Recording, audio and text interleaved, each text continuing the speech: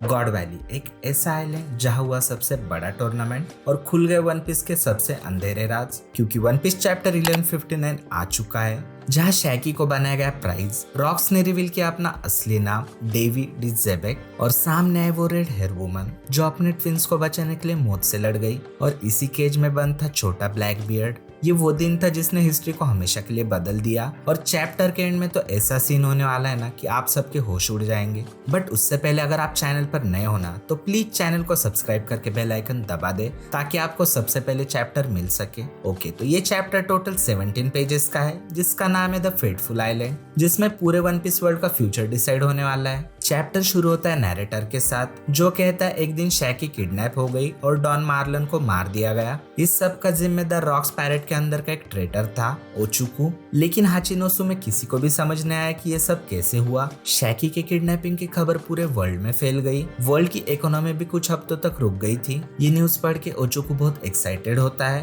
पर ग्लोरियोसा उदास थी और रो रही थी। रेली शैकी के लिए बहुत वरीड था बट रॉजर इतने गुस्से में था कि उसने न्यूज पेपर ही फाड़ दिया। रॉजर कहता है रॉक्स कमीने, उसकी आंखों के सामने ये सब कैसे हो गया, मैं उसे मार डालूंगा। फिर एक साल बाद गार्लिंग गॉड वैली में वापस आता है और रेड हेयर वुमन उसे शेमरॉक और शैंक से इंट्रोड्यूस कराती है, पर ट्विंस को देखकर गार्लिंग शॉक होता है और कहता है ये दोनों बहुत अडोरेबल है। रेड हेयर वुमन गार्लिंग से कहती है कि वो उसके साथ आइलैंड पर ही रहे, लेकिन गार्लिंग ये कहते हुए मना कर देता है कि गॉड वैली जल्दी डिसअपियर होने वाला है। उसके बाद वो अपने स्वॉर्ड निकालता है और उस औरत के घुसा देता है। उसी वक्त हम देखते हैं काफी सारी मरीन बैटलशिप्स आइलैंड की तरफ आ रही है और जब वो औरत जमीन पर गिरती है वो काफी घायल होती है। गार्लिंग कहता है मेरे स्टेटस के लायक एक वाइफ ऑलरेडी डिसाइड हो चुकी है, मैंने तो उसे पकड़ने के लिए ऑर्डर भी दे दिया है, अगर मैं टूर्नामेंट जीत गया तो वो मेरी वाइफ बनेगी। गॉड वैली के सिटीजन्स आइलैंड छोड़ने की कोशिश करते हैं क्योंकि उन्हें समझ नहीं आता कि वहाँ क्या हो रहा है, लेकिन मरीन्स उन्हें रोक देते हैं। इन्हीं मरीन्स में एक बहुत यंग मंकी डी ड्रैगन भी होता है और प्रेजेंटेशन बॉक्स में हमें बताया जाता है कि वो रिवोल्यूशनरी आर्मी का फ्यूचर लीडर और लूफी का फादर है। ड्रैगन लोगों को मारना नहीं चाहता, इसलिए वो अटैकर्स पर ट्रैंक्विलाइजर शॉट्स यूज करता है। फिर वो अपने सुपीरियर से मिशन का पर्पस पूछता है लेकिन उसे चिल्ला के चुप करा दिया जाता है। बट मुझे तो ये समझ नहीं आ रहा कि ओडा सेंसे ड्रैगन की रैंक रिवील क्यों नहीं कर रहे हैं। लाइक वो एडमिरल था या वाइस एडमिरल। आपको क्या लगता है गाइस, रिजाइन करने से पहले ड्रैगन की रैंक क्या होगी? फिर एक marine slave ship God valley की तरफ जा रही होती है। यहाँ हम गिनी को देख सकते हैं जो टूर्नामेंट के प्राइजेस के बारे में सीक्रेट इन्फॉर्मेशन लीक करती है। इवन को स्लेव्स पर गुस्सा होता है क्योंकि उन्होंने अपनी फाइटिंग स्पिरिट खो दी है।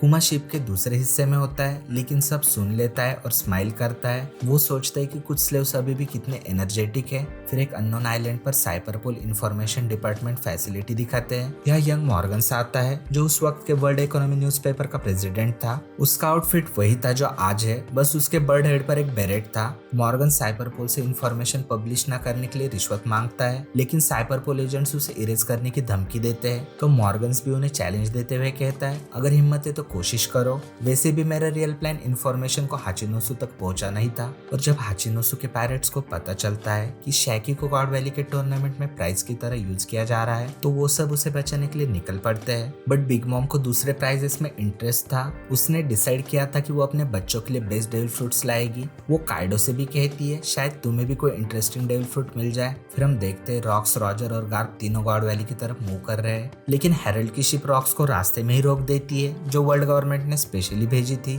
पास ही में गवर्नमेंट की शिप भी होती है जो इंश्योर कर रही होती है कि हेरल्ड अपने ऑर्डर्स फॉलो कर रहा है। रॉक्स कहता है कि दोनों साथ में ड्रिंक करते हैं और प्राइवेट में बात भी कर लेंगे, जिसके लिए हेरल्ड भी मान जाता है। रॉक्स कहता है हेरल्ड मेरे नाम का एक हिडन पार्ट है, मेरा असली नाम डेविड डी जेबेक है। हेरल्ड कहता है तो क्या तुम्हारा नाम रॉक्स नहीं है? रॉक्स कहता है मेरा क्लैन वो है जिसे गवर्नमेंट कब से खत्म करने की कोशिश कर रही है, क्योंकि legendary pirate David D Jones हमारा एंसेस्टर था। उसके जाने के बाद भी हमारा क्लैन अंडरवर्ल्ड में मुश्किल से जिंदा रहा है। मुझे नहीं पता ये अच्छा है या बुरा, लेकिन अब मेरा एक बेटा भी है। अपनी वाइफ और बच्चे को खतरे से बचाने के लिए मैंने उन्हें अपने होमलैंड भेज दिया और उनसे कहा डेविड क्लैन पर भरोसा रखना। हेरल्ड कहता है समझ गया, तो तुम्हारे रिलेटिव्स और अब तुम्हारी फैमिली भी तुम्हारे होमलैंड में है। रॉक्स कहता है हाँ, और मेरा होमलैंड है गॉड वैली। रॉक्स ओपनली बोलता है कि वो शैकी को बचाने के लिए गॉड वैली जा रहा है, लेकिन असल में तो उसका गोल अपनी वाइफ और बच्चे को सेव करना है। हैरोल्ड उसका साथ देने से मना कर देता है और दिखावा करता है कि दोनों फाइट कर रहे हैं, लेकिन सीक्रेटली रॉक्स को निकलने का चांस दे देता है। फिर एक एपिक डबल पेज में गॉड वैली इंसिडेंट का वो टूर्नामेंट ऑफिशियली शुरू होता है। प्राइजेस के तौर पर रेड एल फ्रूट स्टेज पर इंट्रोड्यूस होते हैं, जो हमें कुमा के फ्लैशबैक में दिखाए गए थे। फिर मास्टर ऑफ सेरेमनी सबसे बड़े प्राइज के रूप में शैकी को स्टेज पर लाता है। शैकी ने एक कूजा आउटफिट पहना है, वो एकदम क्लीन और हेल्दी लग रही है, क्योंकि कैप्चर होने के बाद उन्होंने उसका ध्यान रखा था। मास्टर अनाउंस करता है ये शाकू याकू है,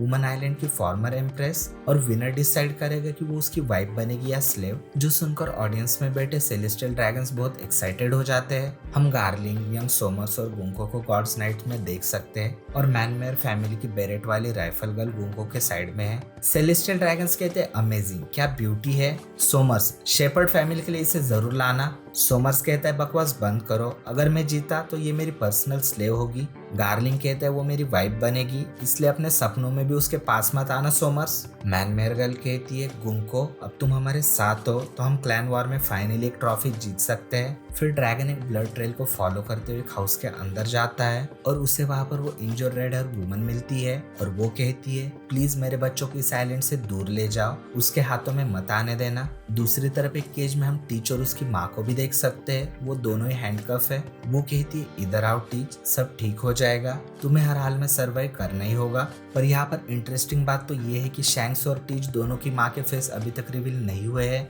फिर मास्टर ऑफ सेरेमनी सब सेलेस्टियल ड्रैगन से कहता है अगर तुमने इनके बारे में नहीं सुना तो तुम लोग अपने आप को वर्ल्ड नोबल कैसे कह सकते हो। इस टूर्नामेंट में बकनियर क्लैन के एक बच्चे के अलावा हमारे पास एक और सुपर रेयर रैबिट है। फाइनली 800 सालों बाद एक रिडिस्कवरी हुई है, द डेवी क्लैन। तो भाई ये चीज मेरे लिए बहुत ही शॉकिंग थी, बट हमें फाइनली पता चली गया कि गॉड वैली को इरेज करने के पीछे असली रीजन क्या था। और इससे हम ये भी समझ सकते हैं कि लास्ट चैप्टर में गार्लिंग ने इमू को यही सीक्रेट बताया होगा, और शायद उसका मिशन डेवी क्लैन के सीक्रेट मेंबर्स का पता लगा नहीं था, और उसने गॉड वैली में कंपटीशन इसलिए रखवाया होगा ताकि बिना किसी को पता चले डेवी क्लैन को खत्म कर सके।